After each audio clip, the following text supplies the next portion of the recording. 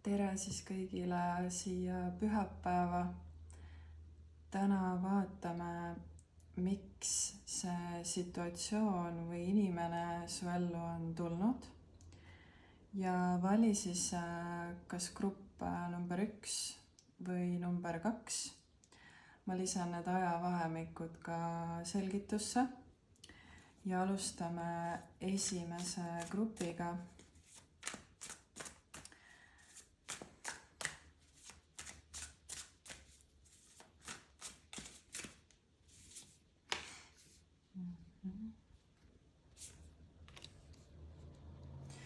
Nüüd siin on kahtlemata, see põhjus on nagu sinu iseloomus suhteliselt palju, sellepärast et see situatsioon näitab sulle, et sul tuleb õppida olla enesekindlam ja jalutama ka nii-öelda üksinda, kui seda on vaja.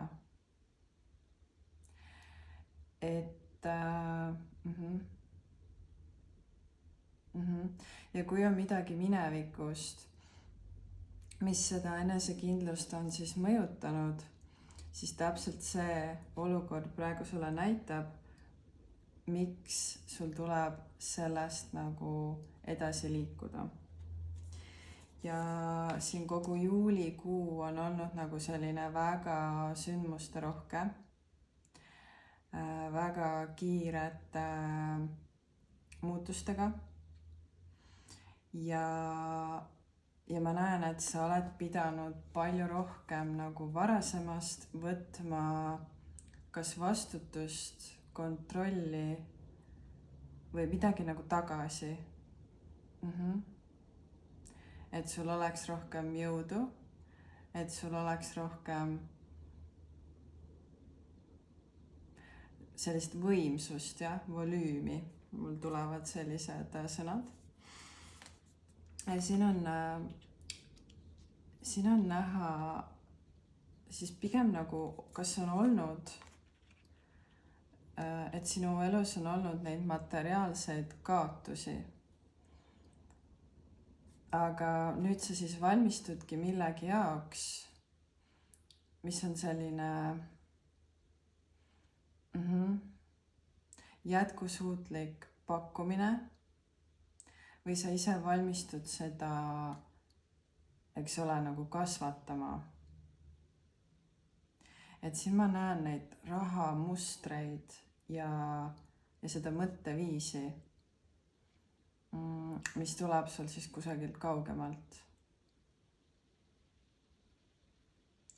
Ja see on kuidagi seotud ka selle oma nagu kahel jalal olemisega, sellepärast et sa võidki seda alateadlikult nagu karta, kuigi sind igatepidi kas testitakse või näidatakse seda suunda, kuhu poole sa pead ka minema. Et siin selles alateadlikus mustris või lapsepõlve mustris siin peitub ka selline võti. Et kedagi või midagi siis võidi raha, võimu või millegi eest ära kasutada. Ja. Või millegist ilma jääda. Või midagi nagu pidi keegi ära andma, kompromisse tegema. Et sa ei usu küllusesse, sa ei usu rohkem kui enamasse. Et siin on mingi eneseusk, mul tuleb nagu läbi. Ja kui see on kuidagi nagu suhtealane või selline kahe inimese vaheline, siis kahtlemata on see võimalus kas koos ehitada üles midagi või sulle tehaksegi pakkumine ja see siis aitab sul ennast üles ehitada, et kuidagi nii. Ja siin on siis mingi tähistus, sa võisid tähistada siis siin juulikuu jooksul seda või järgneva 4 nädala jooksul on selline klaaside kokkulöömine. See võib olla sünnipäev, see võib olla pulm, see võib olla lihtsalt selline sündmus, mis on ikkagi tähistamist väärt, mitte selline igareedene istumine. Et osadel võib siin ka midagi väga elu olulist olla, jah. Et selline suur samm, mis nõuabki siis koostööd ja paremat kommunikatsiooni. Et siin on ka osadel internetisuhtlus, et midagi internetis luua, ehitada jällegist on ju. Ja samas ma näen siin ka mingit pere. Et see võib olla ka pere loomine, jah. Okei. Ja kellegi intuitsioon siin juhib seda situatsiooni, mis on ka väga huvitav. Lihtsalt tuleb hoida ja kui sa tahad hoida nagu visiooni ja kui sa oled mehelik, siis sinu elus on keegi naine, kes hoiab seda visiooni sulle. Sa võib-olla ei pruugigi teada, et see naine nagu ilma sulle ütlemata võib-olla palvetab su eest, võib-olla toetab sind kuidagi spirituaalselt. See võib olla ka ja kui sa oled jälleks mehelik, see võib olla ka sinu emaga selline suhe, mis vajab parandamist ja et see võib olla sinu eneseväljendusega siis selline blokeering. Ja et kas ma näen seda põgenemismustrit, eks ole, see on see vältiv kiindumisstiil. Aga samas siin on 2 erinevat nagu poolust, kes ka samas üksteist täiendavad, et ära taha muuta kedagi enda moodi, sellepärast et siis kaob ära ka selle inimese, nagu miks sa olid selle inimese vastu esialgu võib-olla külge tõmmatud, eks ole. Et me kõik muutume iseenda pärast. Nii, aga ma võtan teile ka 2 oraakli kaarti.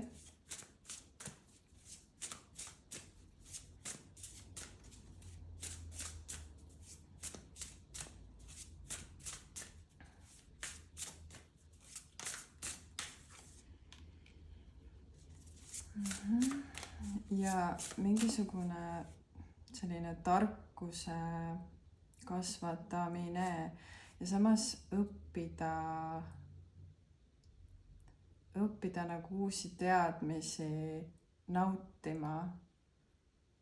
Ja siin on muusika ja kunst ka toodud siis välja sulle ja Jumala ema. Ehk siis naiselikkus on selline hoolitsev olemus, mitte kellegi eest vastutuse võtmine, vaid hoolitsema selle eest, et teine inimene tunneks ennast toetatult, et ta tunneks, et talle ollakse olemas, et on keegi, kes näeb läbi tema vigadest, kes ei too neid alati välja. Või kui ta toobki, siis ta teeb seda with grace, on ju, sellise andestava nagu tooniga. Et jaa, okei. aga lähme teise grupi juurde. Mõtle siis mõne olukorra või situatsiooni peale, mis sind praegu saadab.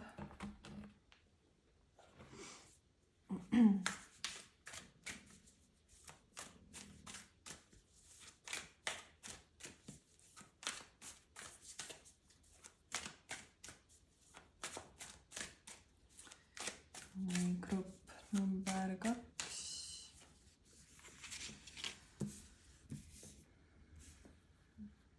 Ma arvan, et sa oled leidmas oma südameteed.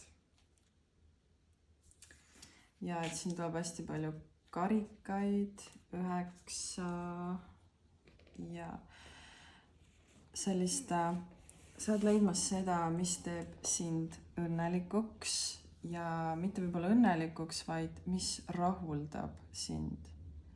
Millised inimesed, millised keskkonnad, millised igapäevategevused ja nii edasi nii-öelda.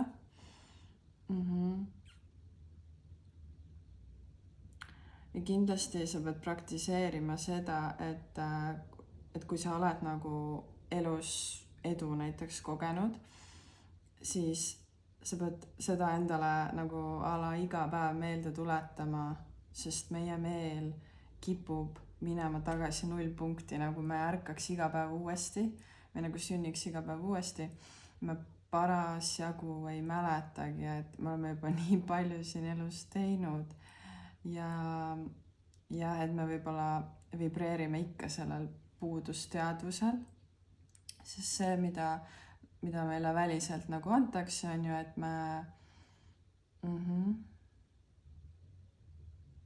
me tahaks aina rohkem. See on nagu see konsumerism ja kapitalism, on ju, mis ei ole halb.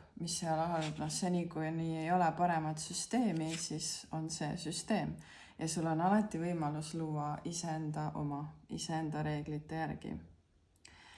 Nüüd osa teil siit ongi kas kolimine, kas kodu vahetamine või oma harjumuste muutmine. Et see nõuab nagu kodus väljas käimist või välja minemist, midagi sellist. Ja progress ennem perfektsionismi, jah.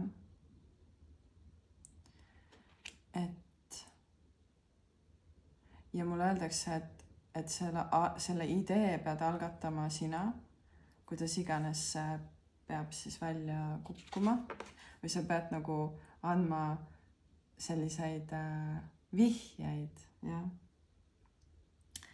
Ja sind nähakse kui väga šarmikat ja samas sellist nagu head tajujat või kuidagi see, kellesse võib-olla jutt käib, sa tunned, et see inimene saab sinust nagu aru. Võib-olla see tekitabki sinus sellise emotsionaalse rahulolu või on see suhe iseendaga, et sul tuleb selleni praegu hakata liikuma. Et kui seda printsi valgel hobusel ei ole väliselt, siis kas sa oled ka ise võimeline selle valge hobuse nagu peale hüppama ja oma südant järgima, jah. Ja et ma näen, sul on olnud, sa nagu ise ütled võimalustest ära või lükkad ka tagasi, et kahtlemata see on selline naiseliku varjupool võib-olla, et sa ei ole harjunud olema vastuvõtlik, mis siis mingis mõttes teeb ka sind nagu emotsionaalselt eemal olevaks. Aga see selline rahulolu saab tekkida siis, kui sa ühendud, kui sa tood midagi kokku, kui sa ka otsid lähedust või annad signaali, annad märguande ja sulle saadakse vastata ja sina saad vastu võtta, jah. ja mulle öeldakse ka seda, et siin võib olla ka midagi kellegi poolt, mis sulle alguses tundub nagu selline, et kas see ongi kõik, aga öeldakse, et jaa, sellepärast, et kui me ei ole juba sellega rahul, siis kunagi ei saa ka olema millegi enamaga, jah, ütleme siis nii. Et siin on kindlasti raskemad valikud praegu ja millegi osas on konflikt, on nagu varjatud informatsiooni, et sa oled siis selles vahepealsuses praegu. Aga edukalt liigud edasi ja millegist sa siin taastud, jah. Siin mõnel teist on lihtsalt ka pidutsemisest eemale liikumine. Ma näen ka seda. Mingisugusest pidevast tähistamisest, võib-olla sa tunnedki, et mida sul, või sa saad aru kuidagi, et mul ei ole tegelikult midagi tähistada ja ma tahan tõeliselt tunda seda, et see on nagu midagi reaalset, jah.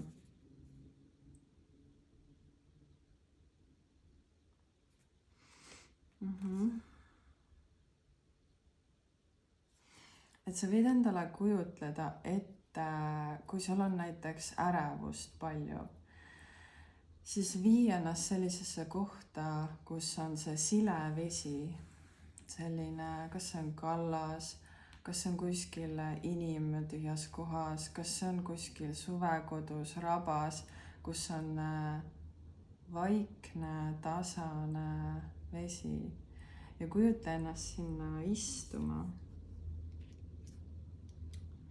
sest kaoses tekib meil tavaliselt inspiratsiooni, eks ole, kuna me oleme võib-olla selles ellujäämisinstinktis ja meil tulevad nagu need mõtted, mis on sellised uuenduslikud, aga rahus hakkad sa vahet tegema sellel, mis on see oluline sealt. Ideid võib ju olla miljon. Infot võib olla palju, aga eristusvõime tekib siis, kui sa lähed rahusse. Ja see ei tähenda seda, et sa nüüd võiksid sinna kinni jääda. Et see viib sind jälle tagasi sellise vältimisse pigem. Et sellest nagu proovi eemale liikuda.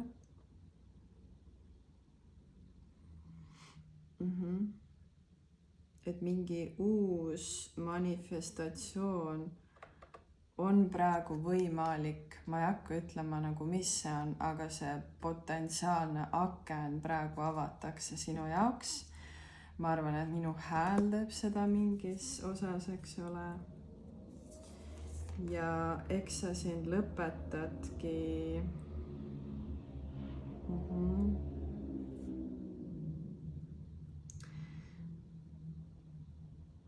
Ja ma arvan, et mida sa siin lõpetad on see hirm olla, kas nagu olla kellestki parem või teadlikum või kuidagi niimoodi.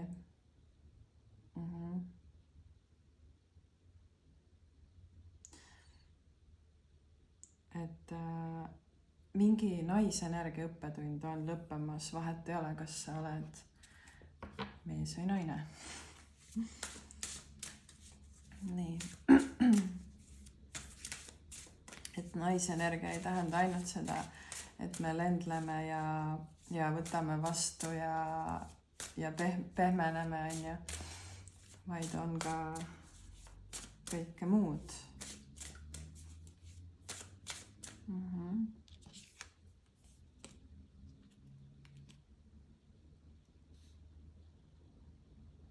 ja midagi sinu maailmaga siis, jah? Milline on sinu maailm? Nii, ja 2 viimast kaarti. Nii, ja otsustav fookus, et võtta sellist nagu inspireeritud samme. Just.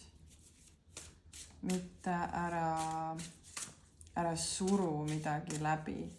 Sa pead leidma sellise vahepealse siukse nagu kõditava tunde. Ja siin on midagi transformatsiooniga ka, et kas sa ja seda teed nagu siis valgustatakse. Et kas sa otsid informatsiooni või transformatsiooni? Selles on küsimus. Nii, aga ma tänaseks lõpetan ja aitäh sulle.